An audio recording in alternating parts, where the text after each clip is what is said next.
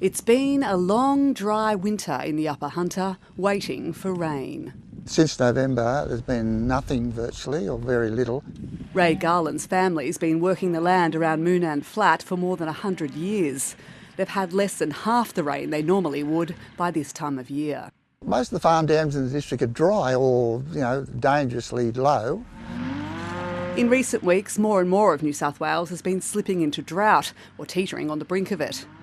Areas now officially in drought include Grafton and Casino, while swathes of the northern tablelands, North Coast and Upper Hunter are among those considered drought affected. Parts of these mid-North Coast and Hunter regions have seen rainfall over the last few months that have been in the lowest 10% of the historical record.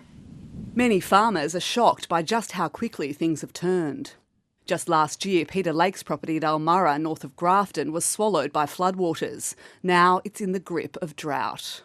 We lived in mud for months and months, and then once that rain finally stopped, it just went clunk, and it hasn't rained since. So it turned from mud to concrete in a matter of a couple of weeks, and suddenly everything was just dry.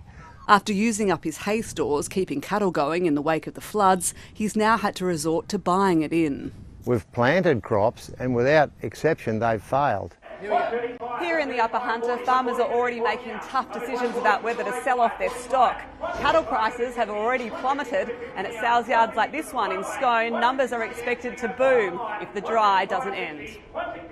At Merrywall, west of Scone, grazier Kim Fenley is reluctantly preparing these cows for market. Even though they're only a few weeks away from dropping calves. It's better than having a dead animal on the ground or not being able to feed the calf off the mum.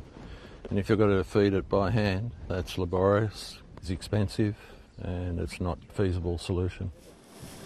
Memories of the last devastating drought are still raw, adding to the community's anxiety. There was a lot of mental health issues, particularly in this area. There were suicides. As soon as someone says there's going to be an El Nino now, they're going to be worried. Worried, but holding on to hope for soaking spring rains. Sarah Gerrithy, ABC News.